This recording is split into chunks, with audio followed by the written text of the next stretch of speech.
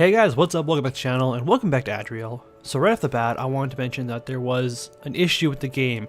When I loaded it up, everything, or most of everything from the last episode had actually gone missing, so I had to rebuild it all after I finished recording this episode, so it will be back. It's just, I gotta build it again. Now I had this small rectangle that I didn't know what I wanted to do with. It was supposed to be a small warehouse, but I didn't like the idea so much, so I changed it into more of a waiting area for fishers' families. So if there was a storm or if there were pirates at sea, you could wait there in the dry area and wait for your loved ones to return.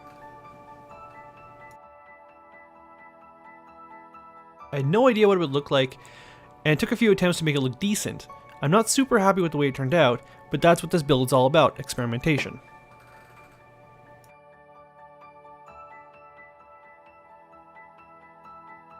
With that little distraction out of the way, I moved on to the first small warehouse, or rather the only small warehouse now.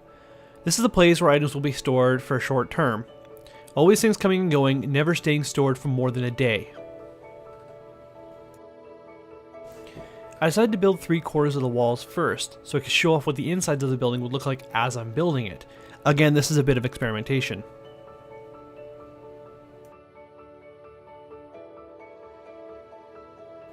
I used dwarven pillars, mossy stone, as a floor, oak planks as the walls, and a retextured red brick as the column support. Then filled in the room with chests and completed the fourth wall. Inside, I tried lighting up the room with glowstone, but it didn't feel right, so I tore it all down and added torches instead.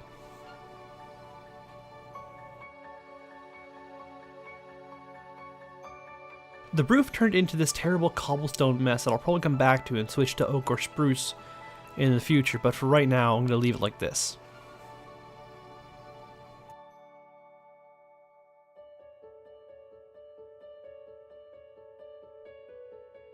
And now it's time for the big warehouse. This is the one where things will sit for months or years, and it turned out amazing. I started out with cobblestone base, oak pillars for supports, and oak planks as walls. I didn't want the floor to just be some flat stone, so I quickly threw in a pattern, nothing fancy, using the dwarven columns and sandstone.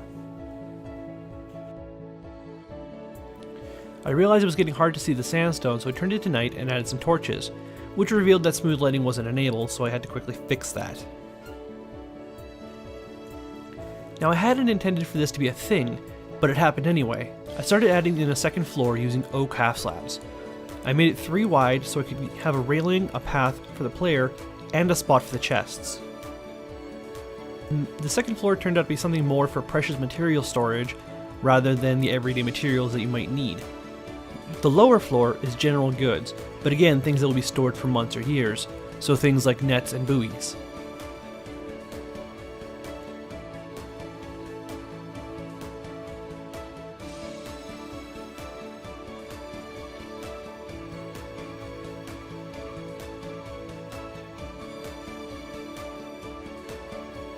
I decided that it wouldn't be free roam in this warehouse and added a small desk where someone would give you access to either floor.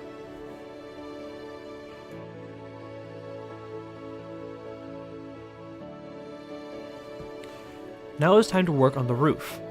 I didn't know what kind of roof I wanted right away, but quickly settled on a normal peak roof. Unlike the tavern, there wouldn't be a flat section on the top. I built the scaffolding out of dirt like normal and used jungle wood stairs as the shingles. Coming to the back, I decided this was going to be a fancier building than the others. I used chisel stone and glass to make a nice window and then replicated it on the other side after filling in the underside of the roof.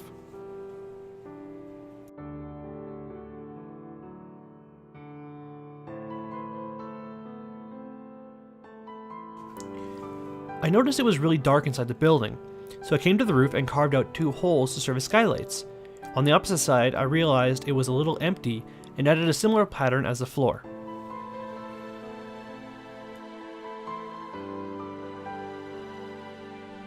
Now we come to the most feared part of the build for me.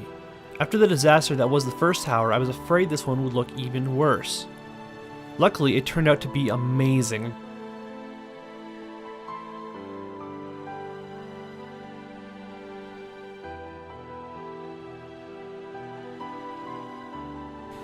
For the first attempt, I used the retextured brick as the base for the tower, which I would later change to stone brick.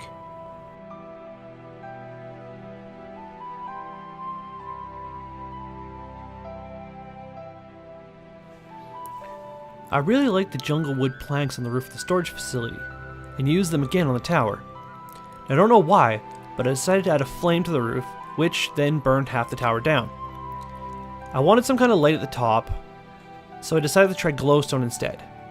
The thing is, I really didn't like it, so I tore it down and decided that it would, for now, the towers would not have a light on the top of them. I came back to the sides of the tower and carved out a few windows, using fence posts instead of glass, and replaced the brick with stone brick, and the sides of each wall with oak logs. This gave the tower more of a rustic feel.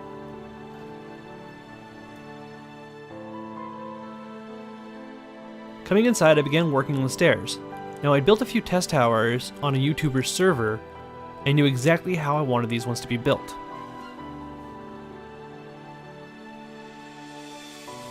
I then added some lighting and we were done. The fishing market is now complete and we can move on to the opposite side of town, the military district. Now, I know this is supposed to be a fishing village and a place of peace, but that doesn't mean they are unprotected.